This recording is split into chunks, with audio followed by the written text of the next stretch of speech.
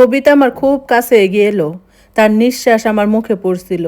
তিনি ধীর গলায় বললেন, শর্তটি হলো, আগামী 1 বছর তুমি এই বাড়ির 4 দেয়ালের বাহিরে পা রাখতে পারবে না।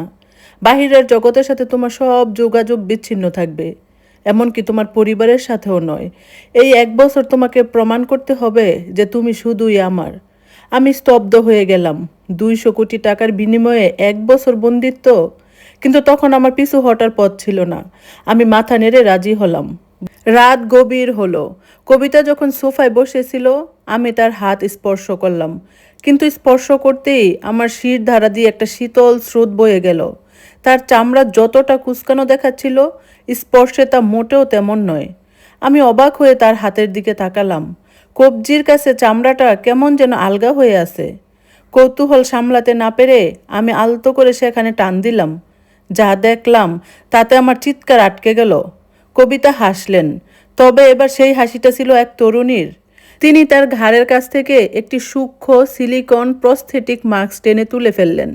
রূপালী চুলের উইকটা খসে পড়ল। আমার সামনে দাঁড়িয়ে আছেন এক অপূর্ব সুন্দরী নারী, যার বয়স বড় জোর 25 বা 26। আসল পরিচয় আমি তোতলামি করে বললাম, তুমি তুমি কে? কবিতা কোথায়? তিনি শান্ত গলায় বললেন, আমি কবিতা। তবে লোকে যাকে চেনে সে হচ্ছে আমার ছদ্মবেশ। আসল কবিতা রাও, যিনি রেস্তোরাঁর চেইনের মালিক ছিলেন, তিনি আমার মা। 3 বছর আগে তিনি মারা গেছেন। কিন্তু তার উইল অনুযায়ী যদি তার কোনো যোগ্য উত্তরাধিকারী না থাকে, তবে সব সম্পত্তি তার লুবি আত্মীয়রা পেয়ে যাবে। আমি গত 3 বছর ধরে মায়ের ছদ্মবেশে বেঁচে আছি, যাতে কেউ সন্দেহ না করে। আমি স্তম্ভিত হয়ে শুনছিলাম। তিনি বলতে থাকলেন, আমার এমন একজনকে দরকার ছিল যে সম্পত্তির লোভে নয়, বরং মানুষটার প্রেমে পড়ে পাশে থাকবে। আমি তোমাকে পরীক্ষা করছিলাম অর্জুন। তুমি সমাজ, পরিবার আর উপহাস উপেক্ষা করে একজন বৃদ্ধাকে ভালোবেসেছো।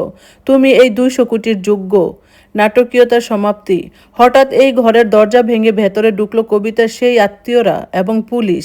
তারা ভেবেছিল আমি হয়তো বৃদ্ধা কবিতাকে খুন করছি। কিন্তু যখন তারা দেখলো আসল সত্য, তারা পাথর হয়ে গেল। কবিতা, যার আসল নাম মায়া, মুচকি হেসে উকিলদের দিকে তাকালেন। সবাই সাক্ষী থাকলো। অর্জুন মেহরাকে আমি আমার স্বামী এবং এই সম্পত্তির অর্ধেক মালিক হিসেবে গ্রহণ করলাম। পরদিন সকালে দিল্লির খবরের কাগজে কবিতার যৌবন ফিরে পাওয়ার খবর নয়, বরং এক সাহসী প্রেমের গল্প ছাপা হলো। আমার বাবা মা যখন সত্যটা জানলেন, তারা লজ্জিত হলেন। কিন্তু আমি আর মায়া তখন বহু দূরে। মায়া আমাকে জড়িয়ে ধরে বলল, অর্জুন, তুমি শুধু টাকা নয়, আমার একাকী জীবনটাকেও জিতে নিয়েছো।